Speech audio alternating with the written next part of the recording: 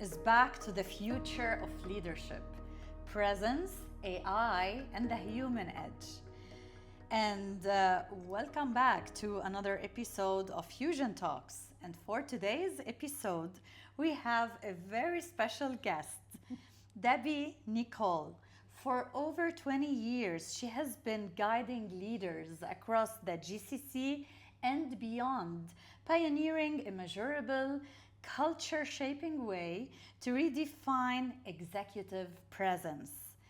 Her be, do, measure philosophy aligns who leaders are, what they do, and the impact they leave behind, moving them from the invisible to the indispensable. So today, I'm joined by you, Debbie, and thank you so much for joining us. Oh, thank you for having me. I can't wait. Thank you. I'm so excited for this session. There's a lot to unpack. Yes, yeah. So our first, let's say, slice, it's about setting the stage and discussing leadership today. And from the culmination of your wisdom, there's a lot to guide us through. So when you think about leadership in 2025, what do you see as the biggest shift in expectations placed on leaders? Wow. It is a changing landscape, but I would also say it's a changed landscape. There came a time where people just said enough is enough of leaders wearing facades. Masks. Not being authentic, being someone that they think the organisation wants them to be, which completely throws their credibility out the window when their so-called team members sees them being one thing today and a different thing tomorrow. So I would say the first thing that comes to mind is leaders are required to be authentic and therefore a body that someone can trust. Now, that can be interpreted by some managers who are trying to be leaders as, oh my goodness, I'm going to be vulnerable if I'm showing who I am. But truly the world looks for authenticity right now. And on top of that, number two, oh my goodness, this is a huge one and I'm seeing it over and over again.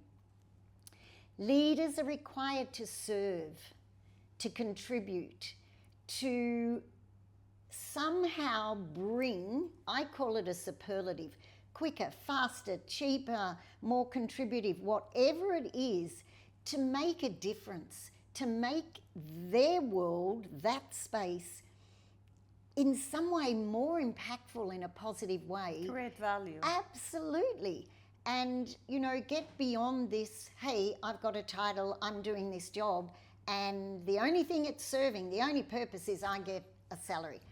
Those days are way gone, and people expect a real cause, a real reason, a real purpose to exist for them to give their best. Yeah, so that's what I see. I see the need for authenticity, the need for trust, and the need to serve, which I will come back to probably later, the need to create hope for a better world. Yeah. Wow. And show them the access to humanity. Oh. Their own humanity as leaders and the impact that purpose will deliver. Absolutely. And that impact, that purpose is useless if the intention is either misaligned or if it has no bigger picture as such. Yes. Yeah. Executive presence has long been intangible. How do you define it in a way that leaders they can measure and build? Well, firstly, if I link back to your last question, executive presence is a leadership trait. And as you said, quite rightly so, it's previously been understood to be intangible. When people can't hold it, they can't go to the shop and buy a bottle of executive presence. They believe it's invisible and therefore of no value. So when you talk about how do I define it, it needed definition. It needed tangibility.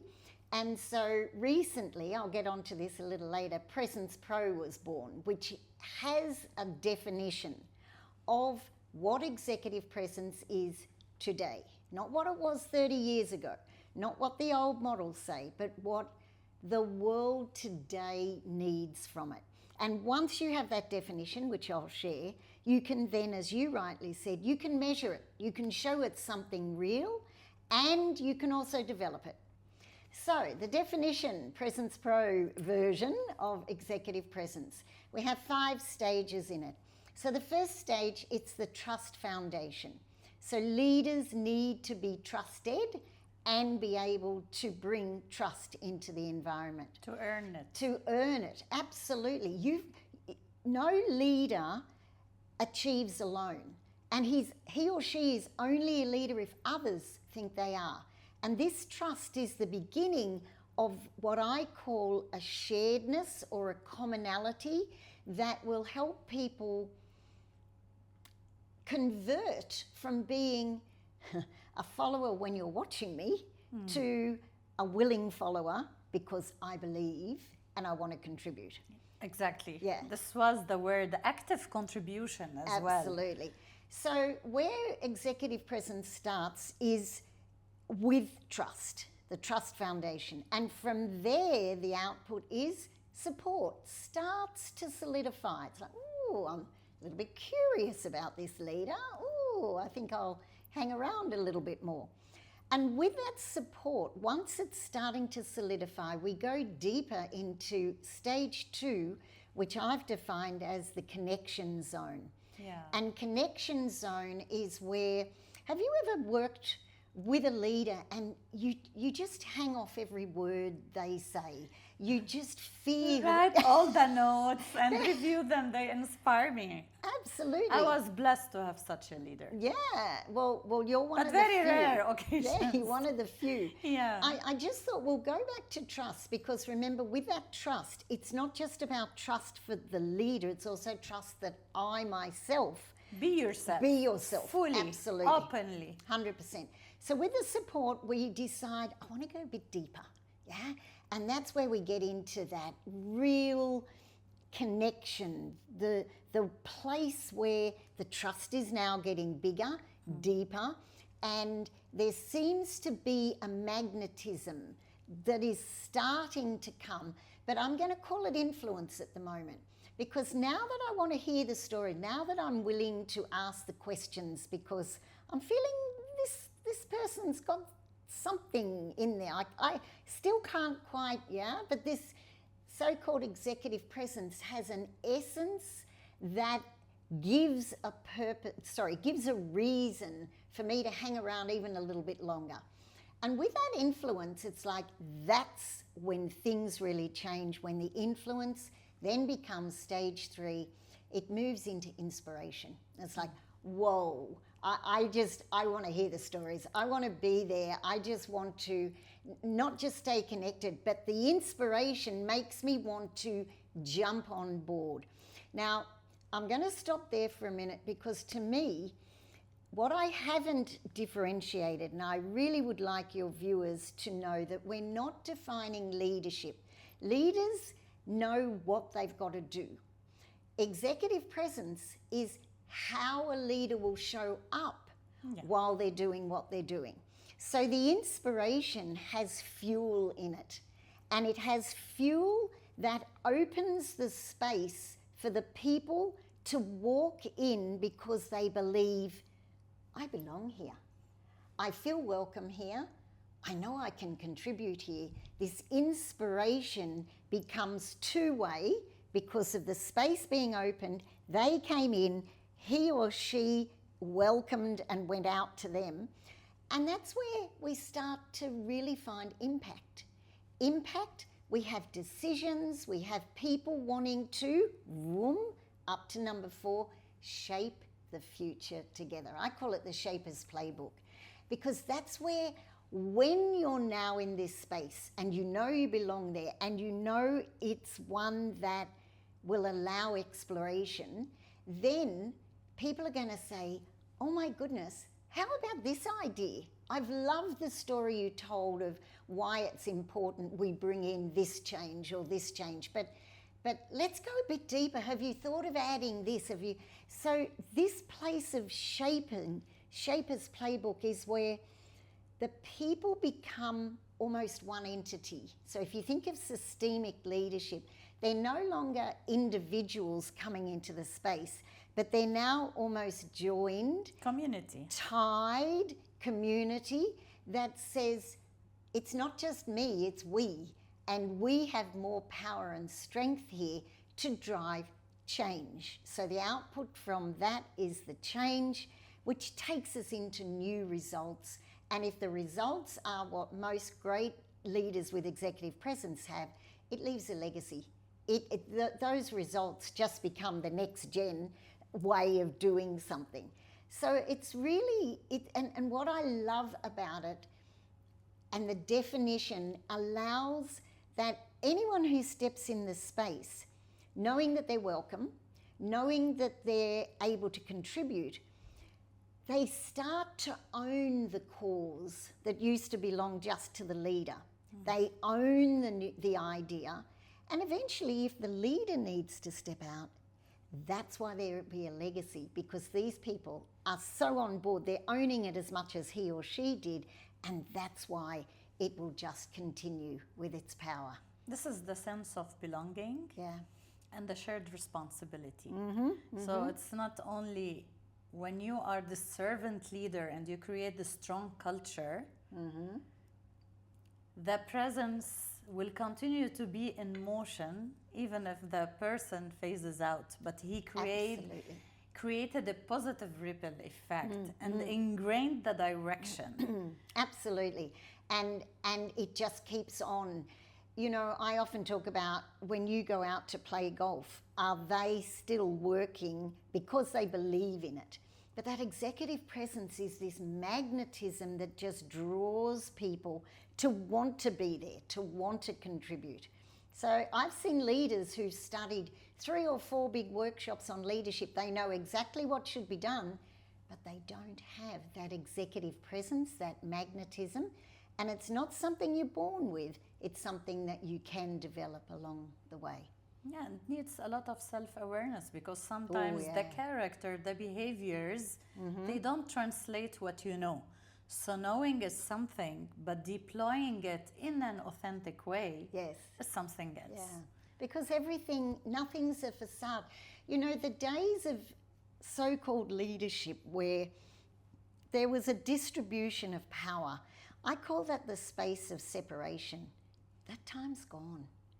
And now the world wants collaboration. The world wants, you know, this word expertise, it seems to be a very localized, he's the expert, we're not. Blocks. Yeah, but now this space is one that we grow together, and we create an expertise, if we must use that word, that never existed before. Because every voice is a voice of the system, and every voice is right, ... only partially, which means we create a hybrid of all of us. Interdependence as well. Absolutely. The power of all, which is wholesome. Yes. Instead I of like silos, that word, fragmentation. wholesome. And real. It's just real. It's authentic. It's organic. It's healthy. Yeah. Never stops giving back.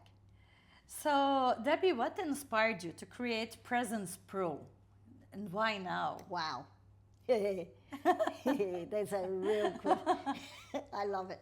I'm going to give you 2 words that some people might think, oh, that's a bit woo-woo. I'm going to say it was a download from universal energy. But if I go back 2 years ago, I had been so bothered, irritated, worried, anxious about the state of leadership, and I was seeing so many leaders doing leadership, but the way they were achieving the results was just depleting. Counterproductive. Yeah. And executive presence always, it always grabbed my attention, the definition. And way back when it did, I remember researching it. And I remember thinking, really? oh my Lord, how old-fashioned is this? Maybe I'll talk about that a little later on. And I thought, but there's still something in this. And today's world is so vibrant, and it has this ability to perhaps have an executive presence version 2.0 or 3.0. And it just stayed there in the back of my mind. And then, this is a true story, probably 2 years almost to the day, I had an inquiry, because Business in Motion, we do training, we do coaching, we build solutions. And I had an inquiry from somebody who asked, could they have some executive presence coaching?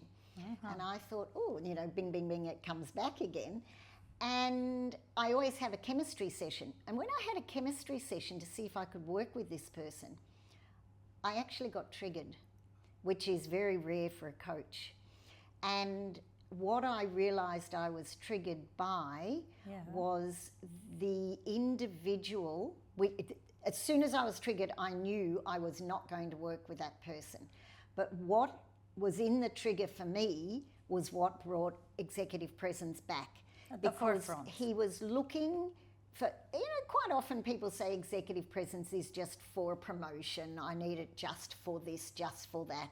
And I don't like to say- Self-service instead of being in service. And what, instead of a 10-minute chemistry session, we went into an hour almost coaching. And at the end, he summarised what he had taken away. And the inability to see what we've just spoken about, this collective consciousness coming together to serve something bigger and better than before. The summary was, oh, so I know now what I've got to do for my promotion. And I won't repeat it here, but the example was purely Managing up. it was power. I'm just going to make this person do X, Y, Z, and I will get the promotion. And I thought, now is the time, because that was a very good example of separation. Yeah, when I want something, I'll get it by bringing torment in, by separating rather than collaborating, connecting, sharing. There was no service in it to anyone but the self. And so again, and it's funny, that's come up twice now. Why now?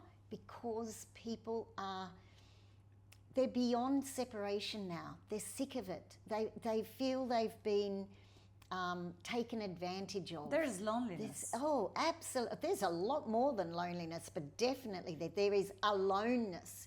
And, you know, leadership is a force that brings us together. And the purpose is for greater good. What better feeling is there? And we don't have to go rah, rah, rah.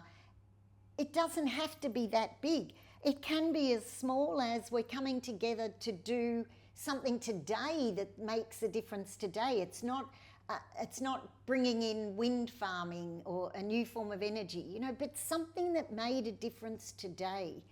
But when we want to separate to get gain for ourselves, that's probably what triggered PresencePro, although 2 years ago I'd thought, yeah. And when universal energy came through me, may I share this story? Of course. The power of universal energy. So that was a late night conversation, a Zoom call. I went to bed, I woke up at 4 o'clock in the morning, and this voice screaming at me. The calling. The from calling, the and it universe. said, right, you get into your chair at the desk, and I am going to give you certain things, what you do with it, how you package it, how you bring it together, but boom, boom, boom. Do you know how long I sat in that chair to create PresencePro, which you can see on presencepro.ai? So I created, we, the universal energy. So we defined it, that's the PresencePro blueprint. Created a navigator tool, which is the survey, which will be able to measure your levels. At the moment it's in self, but very soon will be in 360. I wrote 2 books and also a little e-learning module, micro-learning. Wow. All of this, and also a leadership program we'll get into soon with AI. I sat in that chair for 16 days, from 4 a.m. in the morning till about 10 o'clock at night. If I wanted to go out, I didn't eat for those 16 days. You were I was downloading this yeah. message from the universe. And that's when I know it's the right time. And I believe it's been given to me because I too was in a place of power and separation at one stage in my career. Without getting dramatic, I ended up in a wheelchair for 3 months. I couldn't walk, I couldn't talk because burnout or what? It was worse than burnout. We don't need to go into that, but I was working in separation. And this is why I believe the universe, when you've learnt a lesson and you can show the lessons to others, share the lessons to others, not do it for, I don't own this. PresencePro is for everyone, yeah? But I was the chosen to take it out. And I think it's because what exists in executive presence doesn't work for today's world. So, yeah. What an inspiration, really, that you received the calling, you felt this responsibility I took it. And the urgency. Yes. And you had so many tangible, I'm sure, examples from the workshops, from the executive coaching, that there is a core problem and need. Oh, 100%. And you wanted to have at least a solution that can inspire change. The reason I work in the corporate world is I describe it with true heart. I describe it as a sick puppy. And I adore puppies. And anything that's sick, I love to try and heal it.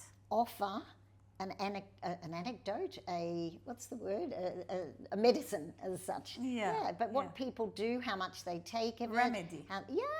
Absolutely. So, yeah. Very interesting.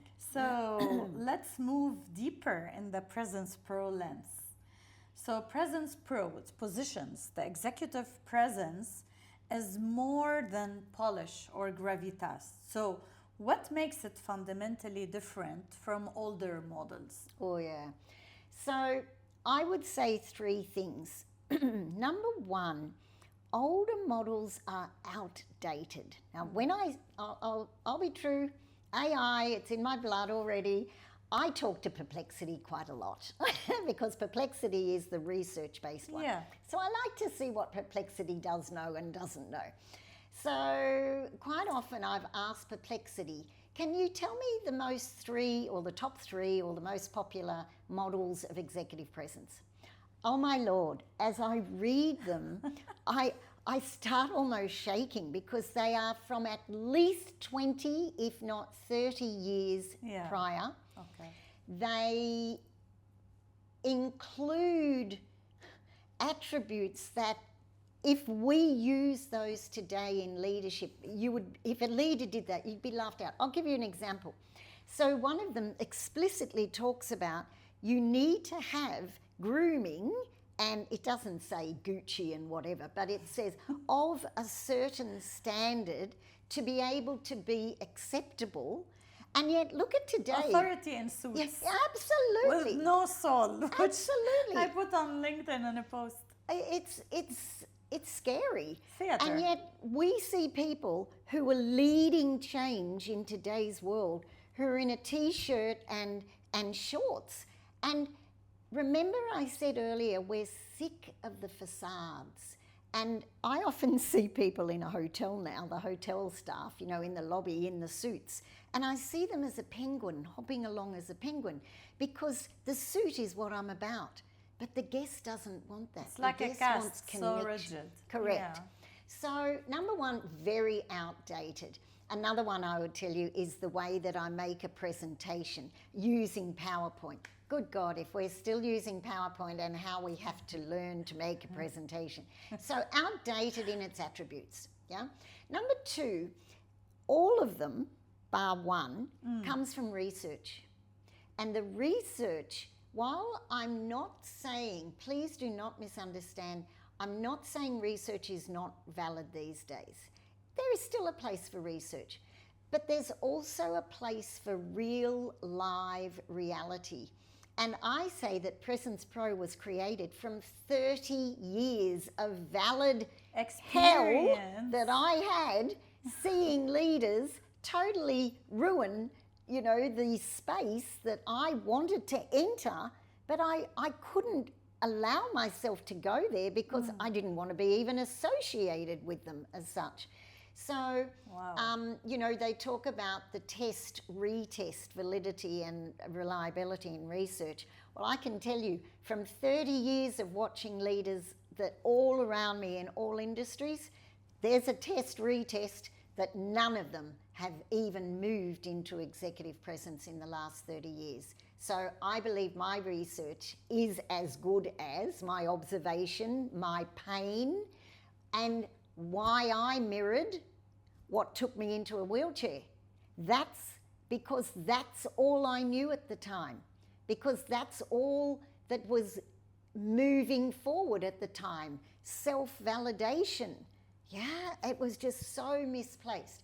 So the second thing of older models is all research-based, but I think there's some of the research is missing things, yeah?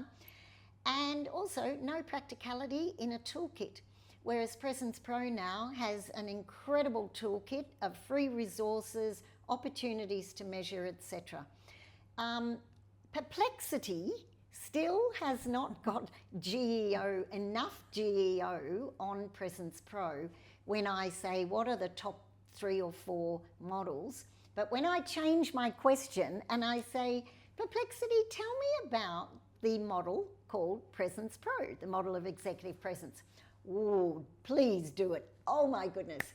And it talks about how it is so contemporary, how it is for today's world, how it is measurable, developable, and how it just aligns with what the world needs today. So yeah, I think we're giving the world of executive presence. Yeah, I like because that. the presence is a gift. Yeah, very, very true. Very true. And of course, it doesn't. The model isn't just for corporate world. It can be for your life as well.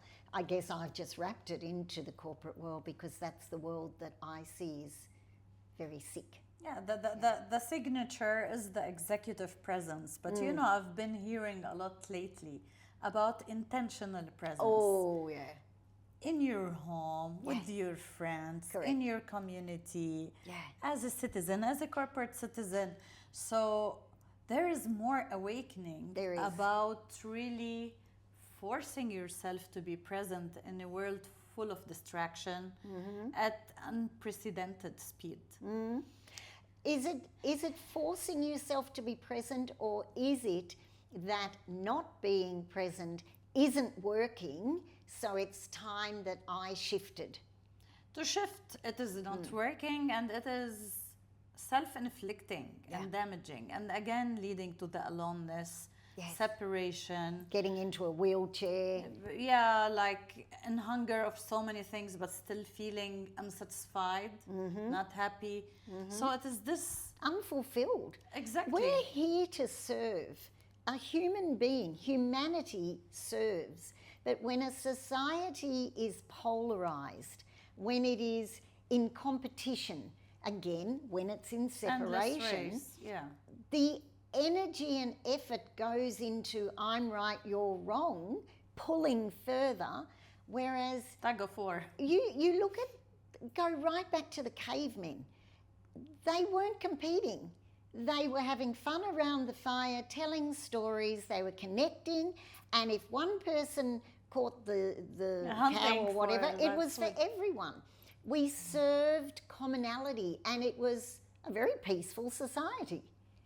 So, and it's very interesting you say that. I don't know if your viewers are aware of Steve Bartlett from Diary of a CEO.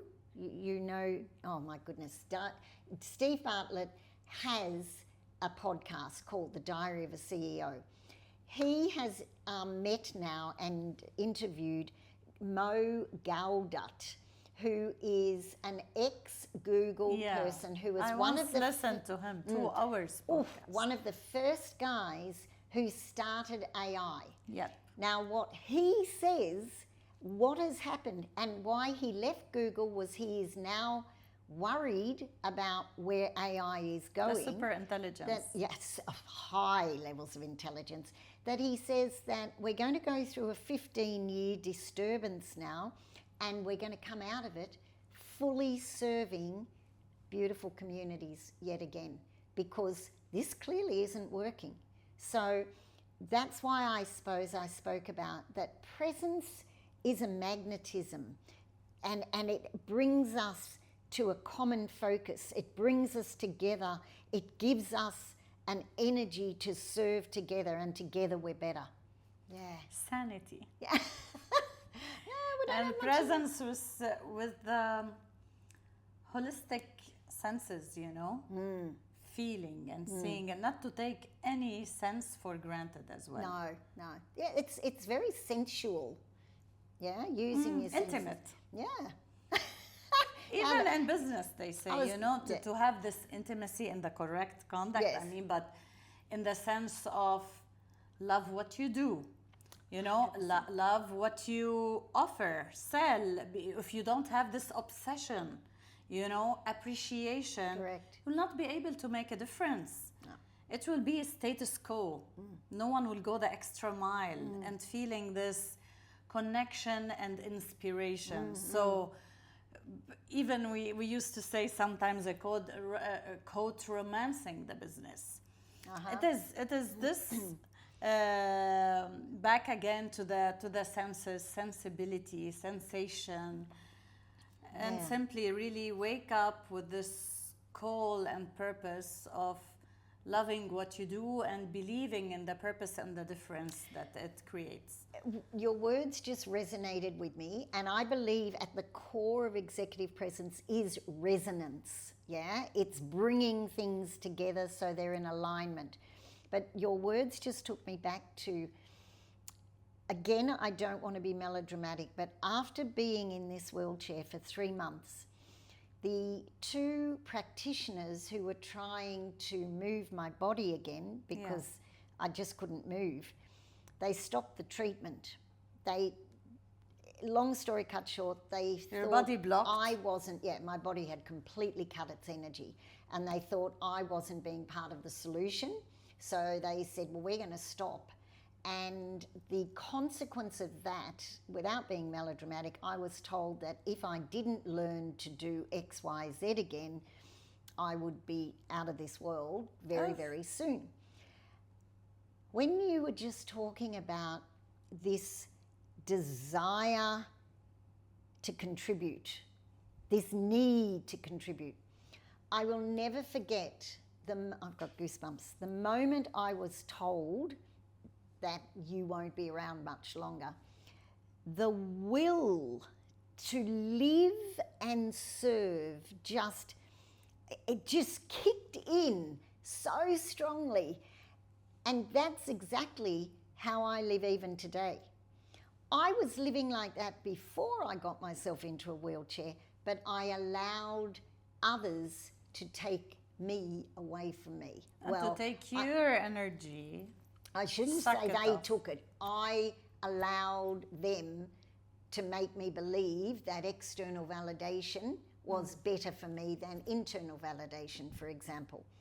So this resonance, this energy, and that's why I say I haven't worked a day in my life, because all I'm doing is serving, which is an honourable thing to do. So humbled by this. If leadership is a process, how does Which it is. It is, yeah. But how does cause and effect play out inside the PresencePro blueprint? Okay. So what I love about processes is there's inputs and there's output. And if you don't get the output you want, you've got a choice to go back to the inputs and do one of 2 things. You can change their order, or you can remove one and put another one in, because the output needed a different input as such. So using that philosophy and that way of thinking, if I go back to the blueprint, I previously shared that there's 5 stages, and each stage gives an output, So those outputs in the order that they come, so trust is support. the support goes up and brings us influence, goes up, and that results in impact, goes up, and that brings change, yeah, and eventually legacy.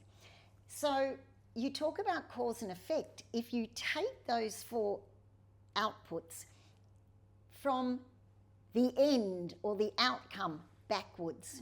So you say, so, okay, if we want change, will we get change without impact? What type of impact? Yeah. How much impact? When do we need the impact? In what format? Intensity. There's an input Yeah. that's impacting an output, yeah, that we have a chance to play with if it is having a negative over here. So if I want change, I must have impact. Okay, explore the impact. All right, now I think I've got the right input of impact. And if I want impact, where does that come from? Influence. Okay, so what type of influence? How much influence? One-way, two-way influence. So you et drill cetera, et and cetera. dissect. And you drill down, yeah. And then again, impact. So if I want change, I need impact. If I need impact, I need influence. If I need influence, what do I need to get that? Support. So what is it behind the support? You go to the trust. And that's when you go to the trust and you look at the authenticity, you look at the credibility, you look at all of that. So I believe the blueprint, the PresencePro, it's so hard to say that, PresencePro blueprint is very much, it's full of cause and effect. And that allows anyone who engages with it to bring presence into their leadership in a way that suits them. How much of this component? Because behind each of the 5 stages, you click on each of them on the website and you'll find that there's objectives, there's attributes, there's commitments, and there's behaviours. So when you look at the attributes, is that me? Does that feel like me? Does it land well with me? It gives them the compass to really understand. Yeah. Because, okay, presence, it could be abstract. It's so, high level. And that's what I've tried to do, make the it playbook, tangible. the toolbox. Yeah.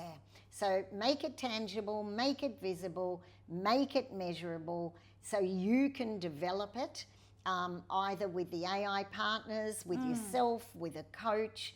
But that's why there's cause and effect. You've got decisions to take for whatever outcome you're looking for in your leadership. And then it can resonate and be generated naturally. Yeah.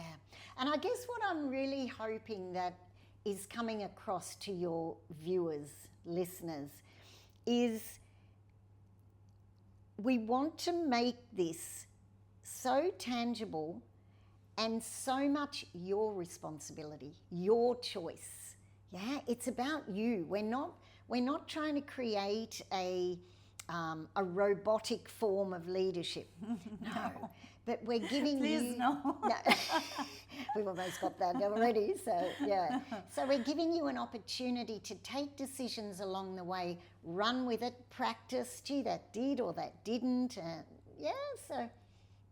So how does, back to PresencePro, because it's our here today, turn presence into something that is not only leaders have, but whole cultures own? So we're talking about a core leader to have this conscious, about what needs to drive change, impact, build trust, force connectivity. So is it really up to one person to create the whole culture, or how can this be diffused in an organization? Do we democratize leadership through PresencePro? Well, leadership is everyone's business. I've just got to say that, first of all. It's not a title or a chair. You can choose to be a leader or not. You can choose to, one of the sayings we have in PresencePro is step up, stand out, and be remembered for positive impact. So you can choose to do that or not. Yes. Remember, your job also is to be top of mind, that when someone's looking for that attitude, for that feeling, it's like, Because you step up and you take the lead. So where does it start with? It starts with the self. But you might be a junior leader in an organization and you want, I'll give you an example of a receptionist. This came out the other day. A receptionist who was working in a big organization, and quite often the receptionists are sort of walked past hi, and they're no value in the eyes of the busy leaders. It's like, oh, hi. Well, this particular lady, she was about 21, I think, and the whole senior steering committee had actually redefined the way, so their product was purchased through their website, okay? So the website was redefined, redesigned, everything. Refurbished. Repurposed, everything. And the lady on reception was the one who was the help desk as well as being the normal receptionist. And when the new website was actually launched, oh my goodness, the amount of complaints, the amount of phone calls of how do I do this, how do I do that, blah, blah, blah, doesn't make sense. And she had a choice. It wasn't her company. She doesn't own it. But she knew that out there it was hurting. They were hurting. And she could make a difference by at least bringing that to the so-called experts who made it. Hey, this isn't really working for them. Or not. She didn't need to know how. She just needed to take a decision. Is this something I want to share with them? Because otherwise, these people are just going to go. And she will continue firefighting. Yeah, exactly. So anyway, so what I'm saying that for, so she did share it and they redid it again and everything was fine. It will always start somewhere. Now, I often say when we're talking about a vision for a future, it will generally come from one of three places. A values violation, so I see that it's not acceptable, blah, blah, blah, whatever that blah, blah, blah is. It violates my values.